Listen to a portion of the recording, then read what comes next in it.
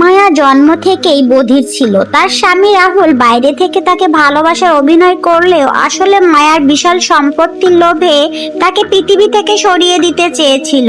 একদিন রাহুল গোপনে ঘরের সব গ্যাসের চুলা খুলে দেয় এবং প্রমাণ রাখার জন্য একটি লুকানো ক্যামেরা বসায়। এরপর ইচ্ছা করে মায়ার সামনে জোরে ফোনে কথা বলতে থাকে। রাহুল ফোনে বলে, বাড়ির সব গ্যাস খুলে দিয়েছে, আজ ওর বাঁচার কোনো সম্ভাবনা নেই। মায়া কোনো প্রতিক্রিয়া না দেখানোয় রাহুল নিশ্চিত হয় সে কিছুই শুনতে পায়নি। তারপর সে ঘর থেকে বেরিয়ে রিমির কাছে চলে যায়।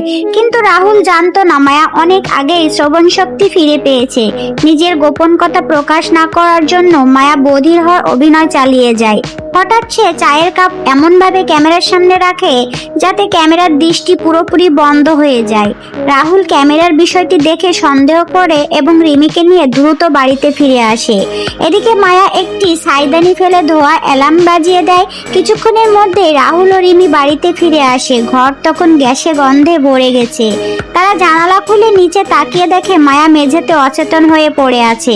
রাহুল ভালো স্বামীর অভিনয় করে তার কাছে যায়। তখন রিমি ফিসফিস করে বলে, এবার শেষ কাজটা করে ফেলো, ও মারা গেলে আমরা দুজনেই তার সম্পত্তির মালিক হয়ে যাব।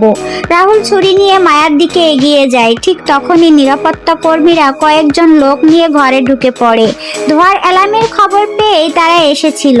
কিছুক্ষণ পর মায়ার জ্ঞান ফিরে আসে। সে এমন অভিনয় করে যেন কিছুই জানে না। রাহুল সঙ্গে সঙ্গে মিথ্যে বলে, ঘর বন্ধ থাকার কারণে তুমি অসুস্থ হয়ে অজ্ঞান হয়ে গিয়েছিলে, অ্যালার্মটা ভুল করে বেজেছে। কিন্তু মায়া বুঝে যায় রাহুল ও রিমি এত সহজে থামবে না।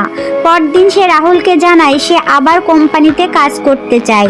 রাহুল বাধ্য হয়ে রাজি হয়। কোম্পানিতে পৌঁছে মায়ার নতুন ম্যানেজার সুমনকে রাহুলের সঙ্গে গোপনে কথা বলতে শোনে।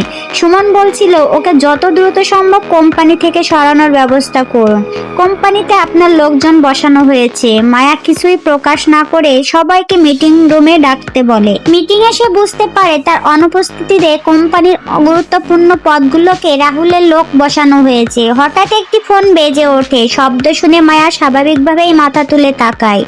এই ছোট্ট প্রতিক্রিয়াটি রাহুল ও রিমির চোখ এড়ায় না। তারা বুঝতে পারে মায়া হয়তো সত্যিই শুনতে পাচ্ছে। তাকে ধীরে পরীক্ষা করার জন্য কোম্পানি থেকে বের হওয়ার সময় রাহুল গাড়ি নিয়ে মায়ার দিকে ছুটে আসে। মায়া বুঝতে পারে এটি তার শ্রবণ শক্তি ফিরে এসেছে কিনা তা পরীক্ষা করার ফাঁদ, তাই সে নড়ে না। শেষ মুহূর্তে রাহুল ব্রেক করে গাড়ি থামিয়ে দেয়। রাহুল ও রিমি মনে করে মায়া সত্যিই কিছু শুনতে পায় না। কিন্তু এবার মায়া পাল্টা চাল দেয়। সে তার আইনজীবী নীলের সাহায্যে রিমির কাছে মিথ্যা খবর ছড়ায়। মায়ার হাতে রাহুলের অবৈধ ব্যবসার গুরুত্বপূর্ণ প্রমাণ আছে এবং পরদিন একটি ক্যাফেতে সেই প্রমাণ দেওয়া হবে। পরিকল্পনা মতো রিমি রাহুলকে নিয়ে ক্যাফেতে আসে। মায়া একটি ফাইল বের করতেই রাহুল সেখানে হাজির হয়। সে ফাইলটি নিতে চাইলে মায়া শান্তভাবে বলে, স্বামী, এই ফাইলটা আসলে তোমার জন্যই। রাহুল অবাক হয়ে ফাইল খুলে দেখে সেখানে কোম্পানির হস্তান্তরের কাগজ। মায়া বলে, তুমি এত বছর কোম্পানির জন্য কাজ করেছো, তাই আমি কোম্পানিটা তোমাকে দিয়ে দিতে চাই। রাহুল আনন্দে আত্মহারা হয়ে যায়। রিমি সন্দেহ করলে রাহুল তাকে আলাদা করে বলে, আর কিছুদিন অপেক্ষা করো, কোম্পানির মালিকানা আমার হাতে এলেই আমি মায়াকে ডিভোর্স দেব। পরদিন কোম্পানিতে বড় অনুষ্ঠানের আয়োজন হয়। সেখানে বড় ব্যবসায়ী মিস্টার রহমান উপস্থিত ছিলেন। মায়া সবার সামনে ঘোষণা করেন, আজ থেকে আমি এই কোম্পানির পুরো দায়িত্ব আমার স্বামী রাহুলের হাতে তুলে দিচ্ছি। সবাই রাহুলকে অভিনন্দন জানায়। রাহুল মনে মনে সে শেষ পর্যন্ত জিতে গেছে এটাই ভাবে। কিন্তু চুক্তি স্বাক্ষরের ঠিক আগে রাহুল সবার সামনে মায়াকে অপমান করে এবং ঘোষণা দেয়, আমি মায়ার সঙ্গে আর থাকতে চাই না, আমি তাকে ডিভোর্স দিতে চাই। মায়া শান্তভাবে বলে, ঠিক আছে, তুমি যা চাও তাই হবে।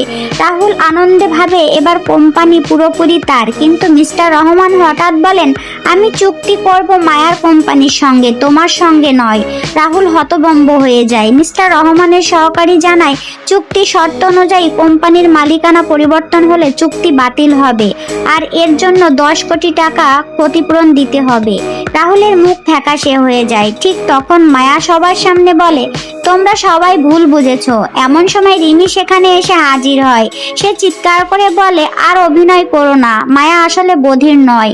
আমি নিজের চোখে দেখেছি, সে মিস্টার রহমানের সঙ্গে কথা বলছে। সবাই অবাক হয়ে যায়। রিমি আরো বলে, আমার কাছে প্রমাণ আছে, ভিডিও দেখলেই সবাই সত্যিটা বুঝতে পারবে।